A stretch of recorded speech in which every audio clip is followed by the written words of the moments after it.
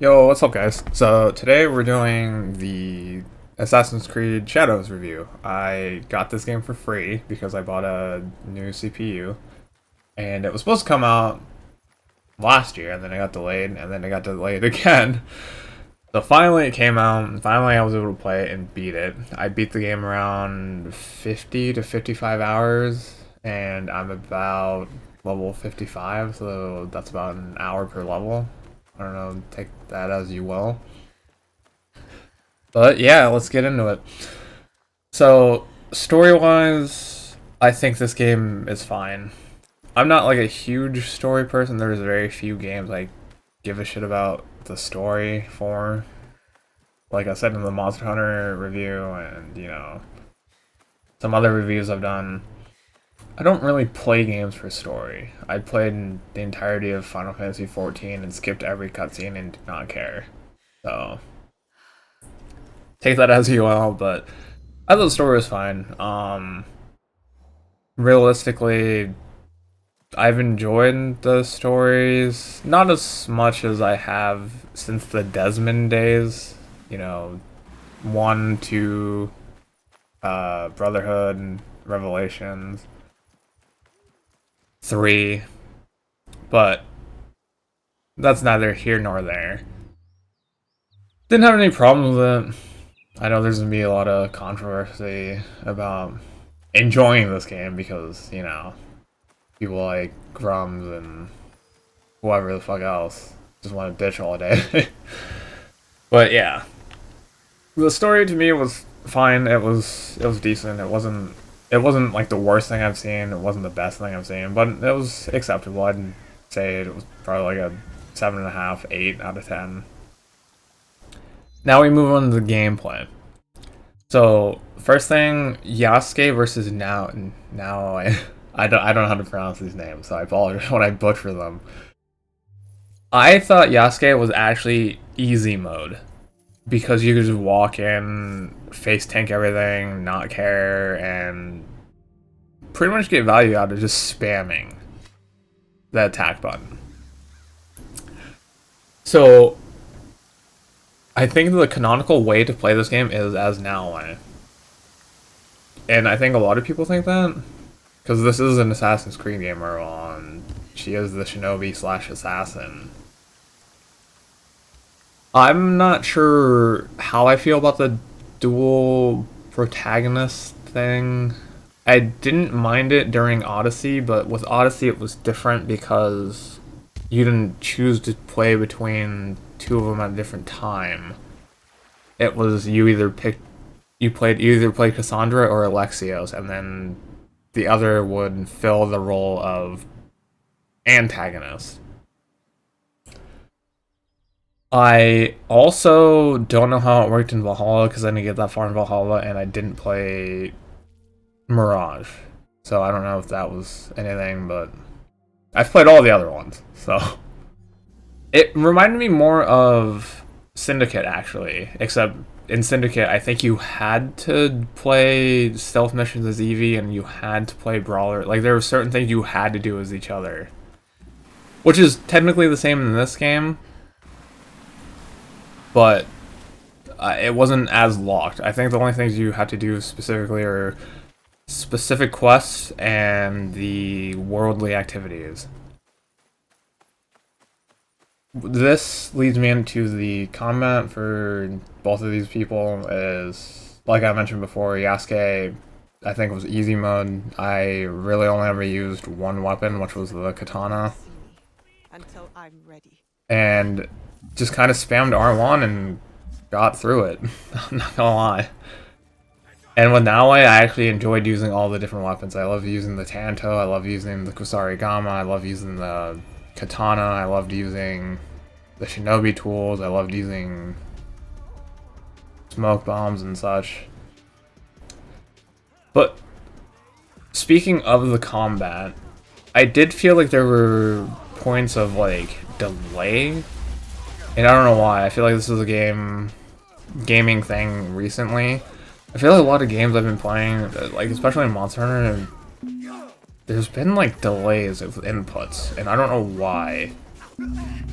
And what I mean by the delayed inputs is, whenever I was playing Naoe and I'd get hit or something, I knew I would have to heal because she can't take that much damage, so I'd be spamming the heal button.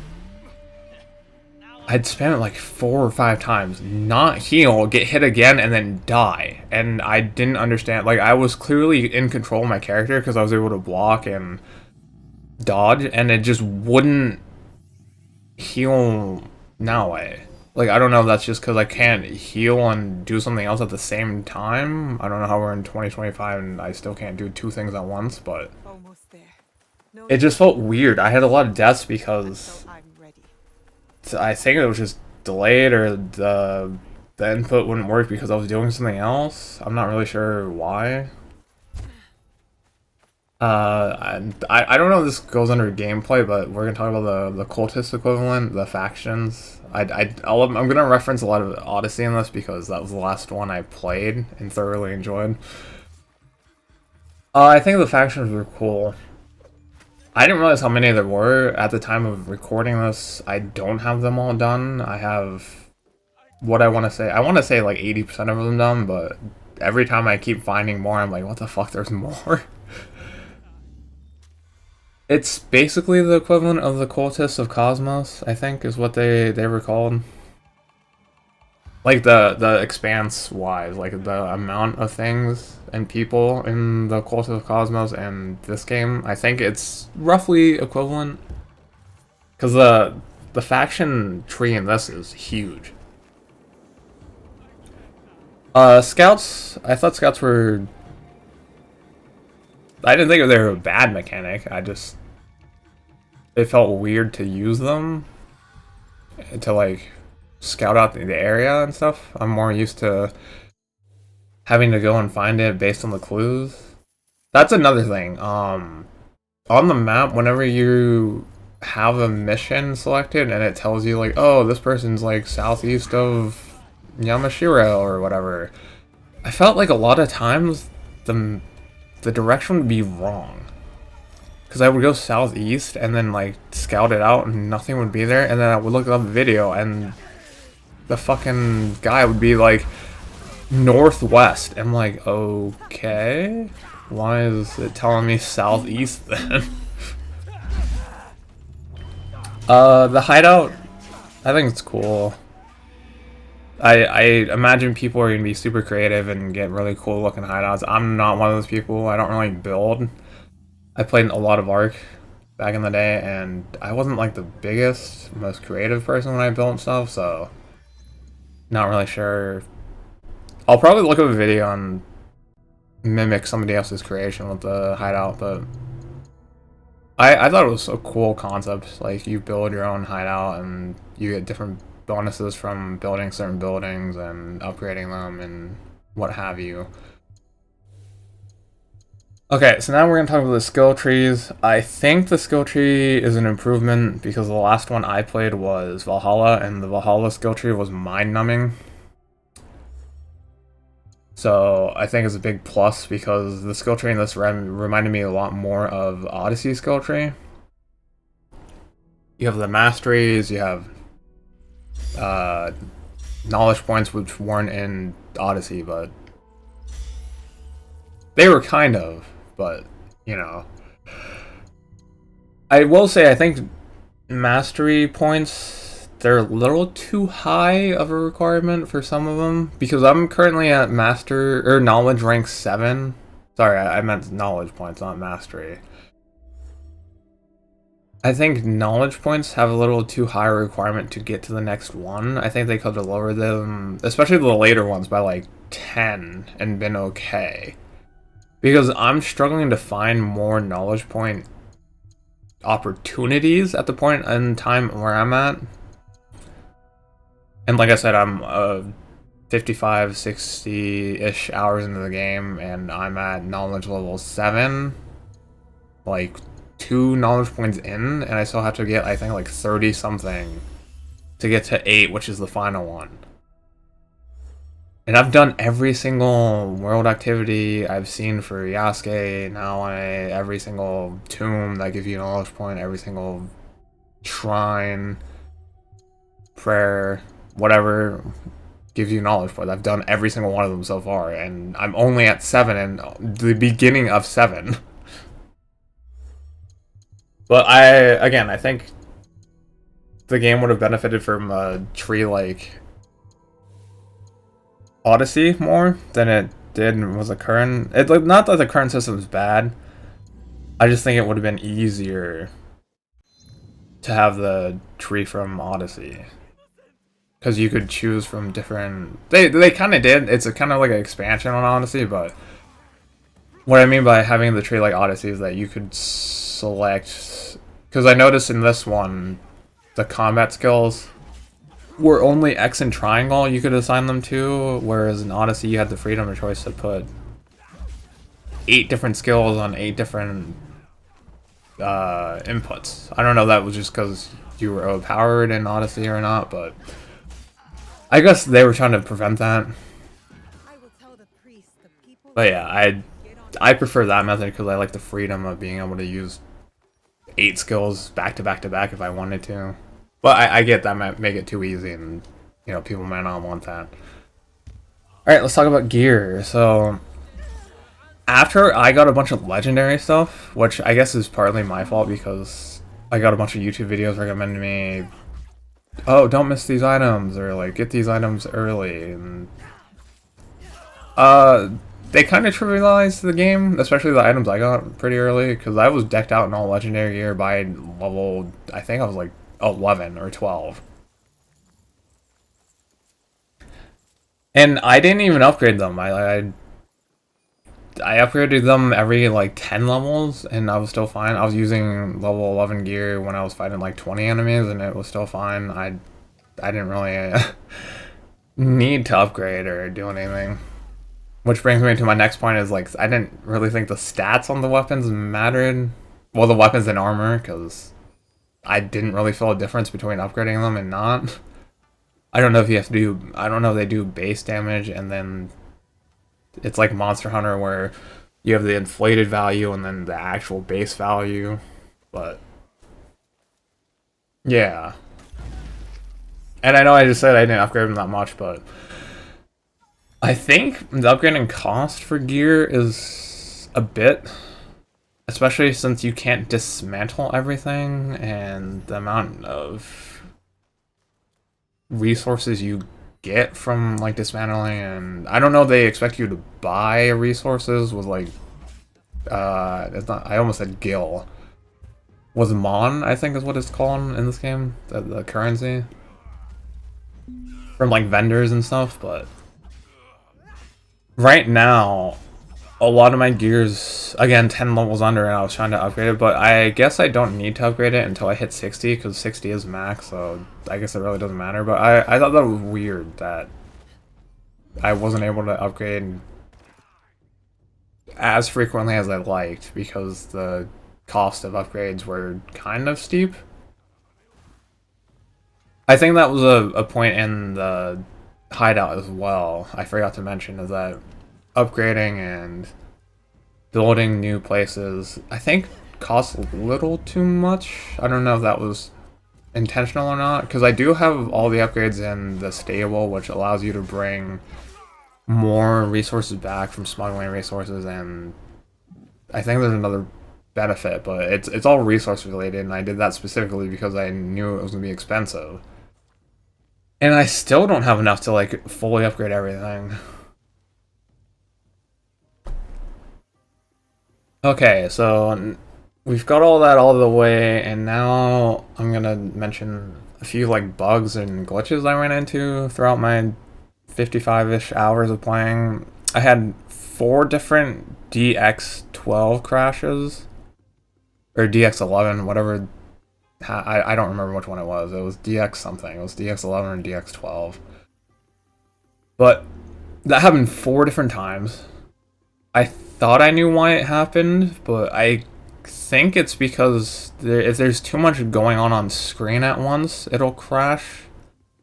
Because the first 3 times it happened, I was either sliding down a mountain, not a mountain, but like a hill, going through a bunch of forest and shrubbery, and then it would crash, so I assume it couldn't keep track of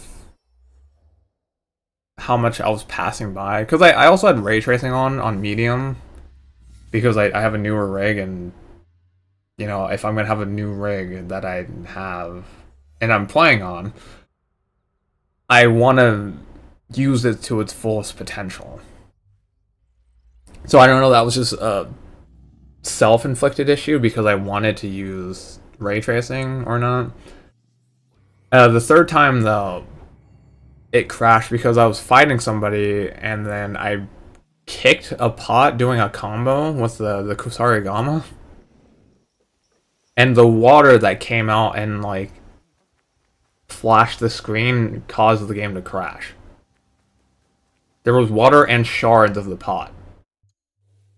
And then the last crash happened kind of randomly. I was just walking to like a destination I was trying to go to, and then it was like DX12 crash, and I was like, what? I was like, I wasn't even like running through the forest and whatever. I've heard, like, after googling, that sometimes the overlays for like Discord and other things, Nvidia, cause crashes, but I have those off, so I don't know what that person was on about.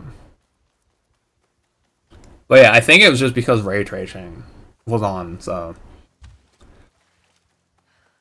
There's also another, I don't know if it's a bug or a glitch, but I'm gonna count it as a bug. Whenever I would try to go uphill, and it's not even like I was trying to scale a mountain on my feet, like in Skyrim when you just billy goat your way up. I was literally just trying to walk over a small mound, I would just slide down immediately. And I'll put footage of it in right now, but like, if I can do it in person, like, I feel like it's not very hard to like, it's not a stretch to say that that should be a thing. Like, the footage I'm gonna put in is just gonna be like a mound that's literally not even 1 foot high, and it's gonna be just me sliding down constantly.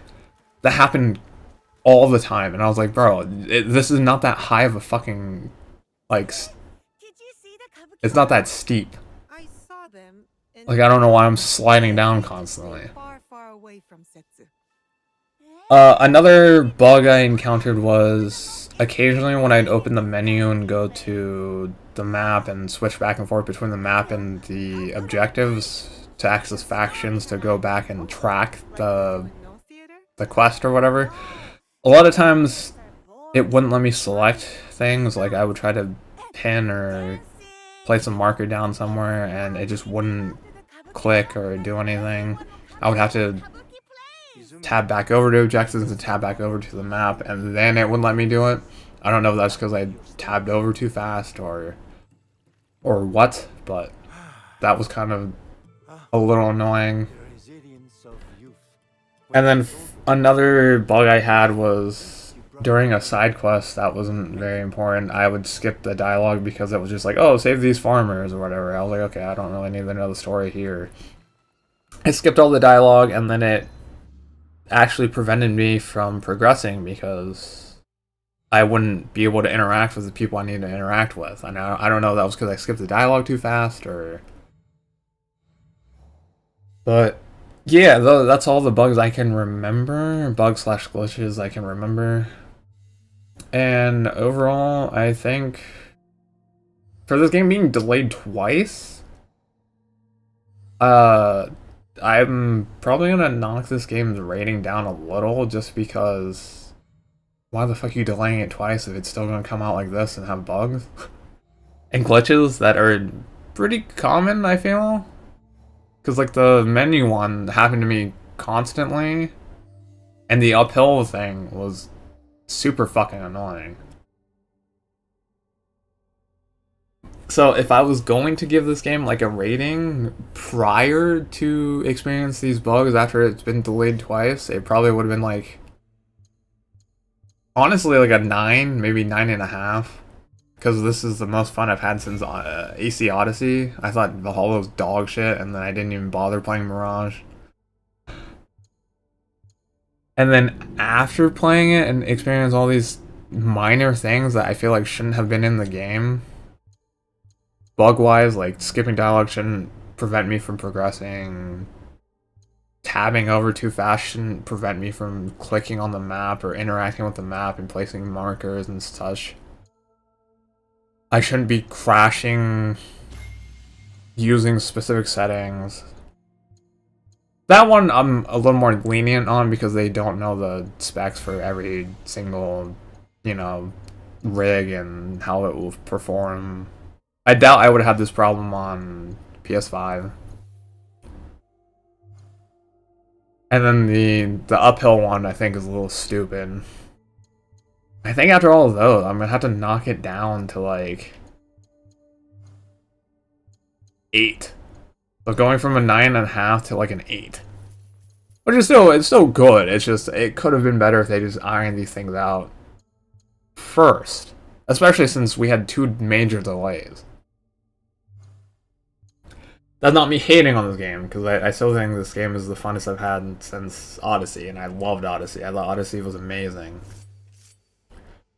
But yeah, those are my thoughts and my quote-unquote official review of Assassin's Creed Odyssey, so I'll see you guys around.